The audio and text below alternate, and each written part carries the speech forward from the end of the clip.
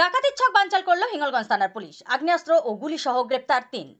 গতকাল রাত্রে হিঙ্গলগঞ্জ থানার হিঙ্গলগঞ্জের একটি মাঠের ধারে ডাকাতির উদ্দেশ্যে জড়ো হয় ৩ দুষ্কৃতী।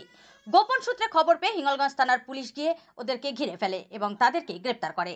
তাদের কাছ থেকে উদ্ধার হয় একটি গুলি ভর্তি রিভলভার, লোহার রড, ধারালো অস্ত্র এবং তালা ভাঙার মতন মোটা হাতুড়ি ও একটি বাইক। গ্রেপ্তারের পর পুলিশ জানতে পারে বসিরহাটের বিভিন্ন থানায় এদের বিরুদ্ধে একাধিক অভিযোগ আছে। এদের নাম রফিকুল মোল্লা, সাদ্দাম মণ্ডল ও সবুজ মোল্লা। এদের বাড়ি বাদুড়িয়া ও কালীনগরে। এদেরকে আজ বসিরহাট মহকুমা আদালতে পাঠানো হয়েছে।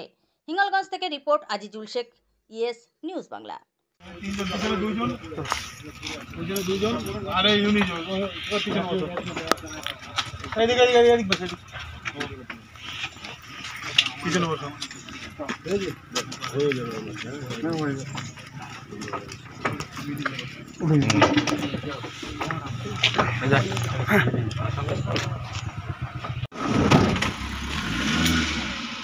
How are you?